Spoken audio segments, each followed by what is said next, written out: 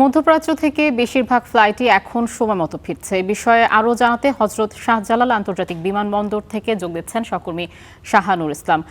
শাহানুর, নিশ্চয়ই শুনতে পাচ্ছেন আমাকে? শাহানুর, আপনি তো হজরত শাহজালাল আন্তর্জাতিক বিমানবন্দরে আছেন। এতদিন তো অনেক ফ্লাইট বাতিল হয়েছে, আজকের কি পরিস্থিতি দেখছেন সেখানে বিস্তারিত জানাবেন।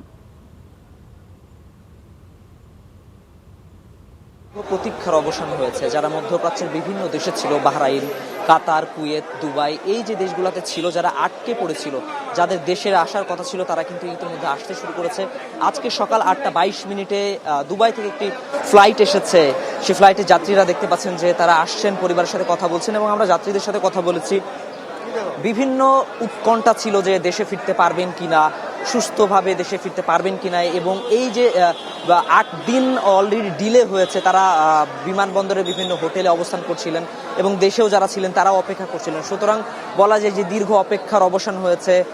তারা 8 দিনে বিভিন্ন হোটেলে অবস্থান করছিলেন, জানাচ্ছিলেন, এবং বিভিন্ন উৎকণ্ঠা কাজ করছিল যে আদৌ তারা দেশে ফিরতে পারবেন কিনা, আদৌ এই ছুটিতে দেশে আসতে পারবেন কিনা। অনেকেই জানাচ্ছিলেন কেউ কেউ 10 বছর 11 বছর পরে দেশে ফিরছেন। সুতরাং এই যে ছুটি ছিল, তাদের অনেকের ভিসার মেয়াদ শেষ হয়ে যাচ্ছিল। সব মিলিয়ে যাত্রীরা জানাচ্ছিলেন যে বিভিন্ন উৎকণ্ঠা কাজ করছিল। অবশেষে তারা দেশে আসতে পেরেছেন, এবং দেশ থেকেও মধ্যপ্রাচ্যগামী যে ফ্লাইটগুলো ছিল, আমরা ইতিমধ্যে জানতে পেরেছি 250-র বেশি ফ্লাইট বাতিল হয়েছে। সুতরাং শুধু দেশ থেকে যে বিদেশে যাওয়ার, অর্থাৎ মধ্যপ্রাচ্যে যাওয়ার ফ্লাইট বাতিল হয়েছে তা নয়, যারা মধ্যপ্রাচ্য থেকে বাহরাইন, কুয়েত, কাতার, দুবাই, এই দেশগুলো থেকে যারা দেশে আসার কথা ছিল, সেই ফ্লাইটগুলোও কিন্তু বাতিল হয়েছে। এবং গতকাল রাত থেকে, অর্থাৎ যদি বলি শুক্রবার, শনিবার, রবিবার, এই কয়েকটি দিনে আসলে বিভিন্ন দেশ থেকে ফ্লাইটগুলি বাংলাদেশে আসতে শুরু করেছে। এবং যারা ছিলেন, যারা অপেক্ষা করছিলেন, পরিবারের সদস্যরা, তাদের সাথে আমরা কথা বলেছি।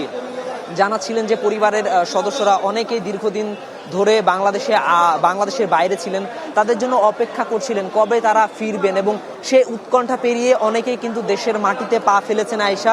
সব মিলিয়ে বলাই যায় যারা বিদেশে ছিলেন, যারা মধ্যপ্রাচ্যের বিভিন্ন দেশের শঙ্কার মধ্যে ছিলেন, যেহেতু ইরান এবং ইসরায়েল এবং যুক্তরাষ্ট্রের যে যুদ্ধ মধ্যপ্রাচ্যে রয়েছে, সে যুদ্ধের পরিস্থিতি বর্তমানে কিছুটা স্বাভাবিক রয়েছে। সুতরাং সব মিলিয়ে যারা মধ্যপ্রাচ্যে অবস্থান করছিলেন, তারা কিন্তু ইতিমধ্যে দেশে ফিরে আসতে শুরু করছেন। বেশ কয়েকটি ফ্লাইট গত রাত থেকে আসার চেষ্টা করেছেন, এবং এই ফ্লাইট থেকে যারা আসছেন তারা আনন্দ প্রকাশ করছেন। পরিবারের মানুষ জানাচ্ছিলেন যে গতকাল থেকেই তারা উৎকণ্ঠা ছিল, এবং সব উৎকণ্ঠা পেরিয়ে দেশের মাটিতে ফিরতে শুরু করেছেন মধ্যপ্রাচ্যে যারা প্রবাসী রয়েছেন তারা। এই ছিল আয়েশা বিমানবন্দর থেকে সবশেষ তথ্য।